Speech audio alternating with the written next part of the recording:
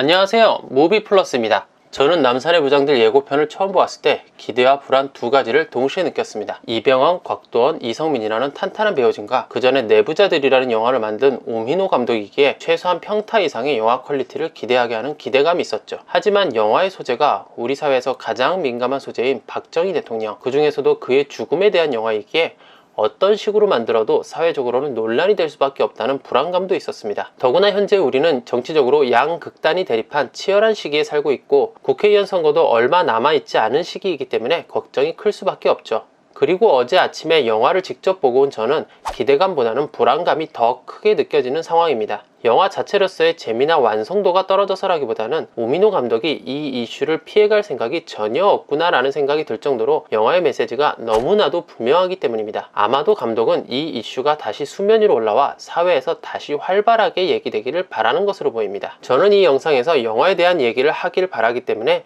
정치적인 부분은 가능한 제외하고 설명드리려 합니다. 그렇기에 각 인물들의 이름도 영화에 나온 그대로 사용할 생각입니다.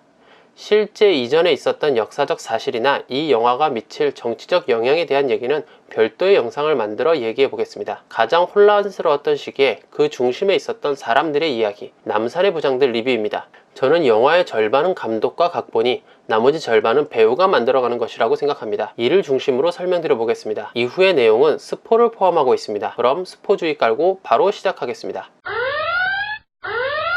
이 영화는 1979년 10월 26일에 있었던 박통 대통령 암살 사건과 그 이전 40일간의 이야기를 다루고 있습니다. 하지만 남산의 부장들이라는 영화의 제목이 말해주듯이 이 이야기를 끌어가는 주체는 박 대통령이 아니라 그 주위에 있는 김규평 부장, 박용각 전 부장, 곽상천 경호실장이 중심이 되어 진행됩니다. 그리고 그중 이병헌이 연기하고 있는 김 부장, 김규평 중앙정보부장이 모든 이야기의 핵심입니다.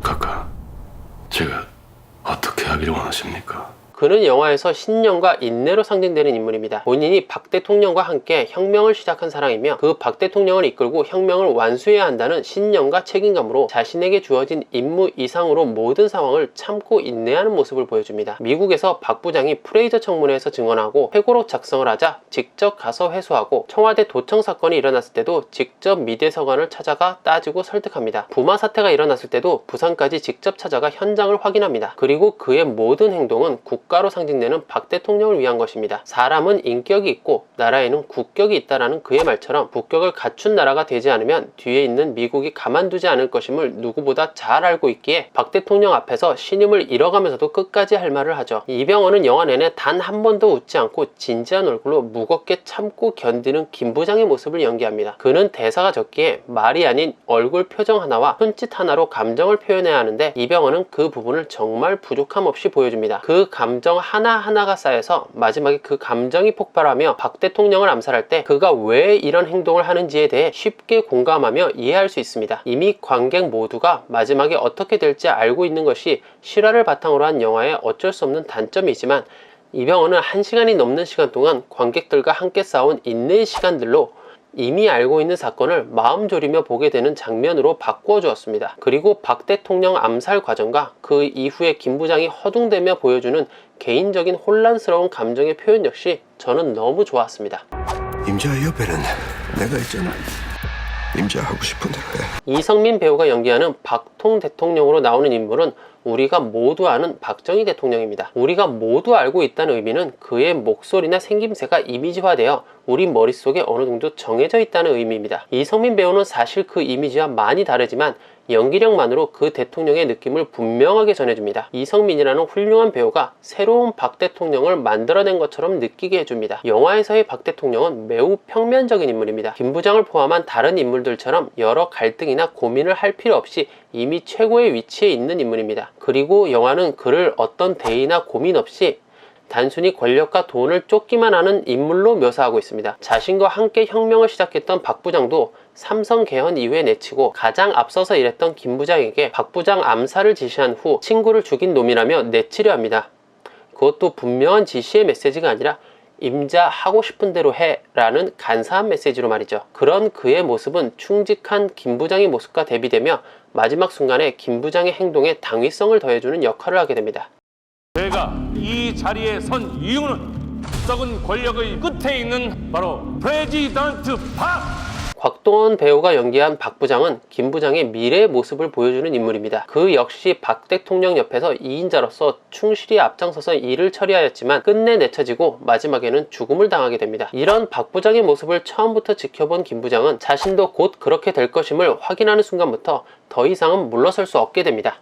박 부장이 그런 비참한 죽음이 있었기에 마지막에 김 부장의 그런 선택이 강요되게 되는 것입니다. 박 부장은 이 영화에서 쫓기는 신세로 계속 신변의 위험을 느끼며 불안해하는 인물입니다. 그 와중에도 미국의 의중을 읽어 큰 그림을 그려보려 하지만 순간순간 마음속에 있는 불안감과 울분이 터져 나오는 모습을 곽도원 배우가 너무 잘 표현해 주었습니다.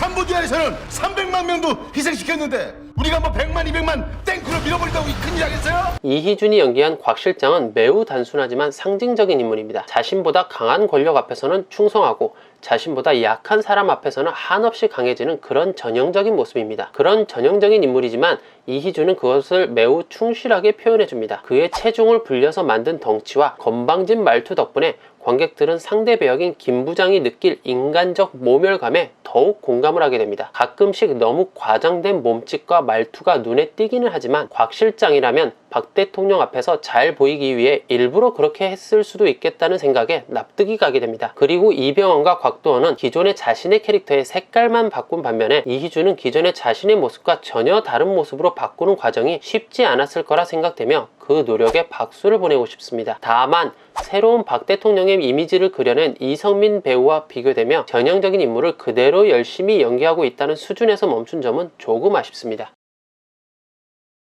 암살 사건이 벌어지기 전 그 40일을 긴박하게 다룬 이야기입니다.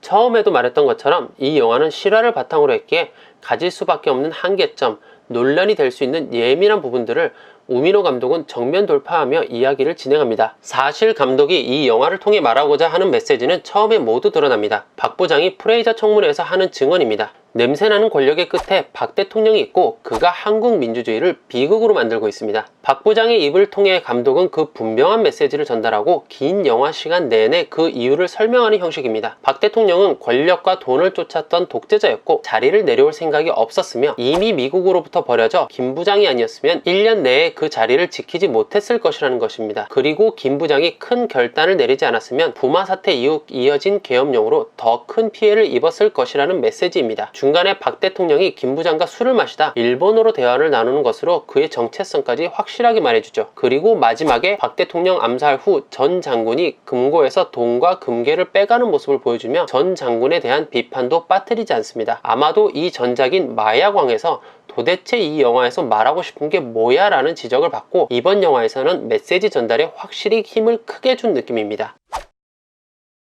그 김 부장이 영화 내내 내세우는 혁명의 의미가 영화 내에서 제대로 표현되지 못합니다. 전체 내용상으로 보면 같이 혁명의 뜻을 세우고 시작한 김 부장과 박 대통령의 관계에서 박 대통령은 혁명의 뜻을 저버리고 본인의 욕심만을 채우게 되고 그 혁명의 뜻을 끝까지 마음속에 가지고 있던 김 부장이 혁명의 배신자라며 박 대통령을 암살하는 내용인데 영화 끝까지 그 혁명이 무엇인지에 대해 나오지 않습니다. 더구나 미국에서 김 부장과 박 부장이 공원에서 만나서 하는 대화 중에는 너는 왜 혁명했냐? 라는 물음에 서로 네가 하자고 하지 않았냐고 묻는 부분이 나오는데 이처럼 김 부장은 처음에 왜 혁명을 시작했는지조차 알지 못하는 인물로 나옵니다. 김 부장이라는 인물에 대해 그리고 혁명이라는 의미에 대해 제대로 정의하지 못하고 영화가 끝나는 부분은 참 아쉽습니다. 영화 남산의 부장들은 중간에 스토리가 늘어지면서 좀 지루해지는 부분이나 방금 말씀드린 설정상의 아쉬움은 있지만 배우들의 훌륭한 연기를 보는 것만으로도 충분히 볼만한 영화라고 생각됩니다. 그리고 예민한 소재의 실화를 용기 있게 전면에 꺼낸 감독에게도 박수를 드리고 싶습니다. 우리의 삶에 가장 큰 영향을 주는 근현대사지만 사실 다들 정확히는 모르는 내용이기에 이 영화를 기회로 모두 관심을 갖고 관련 내용을 찾아보는 기회가 되었으면 좋겠습니다. 남산의 부장들의 리뷰는 여기까지입니다. 감사합니다.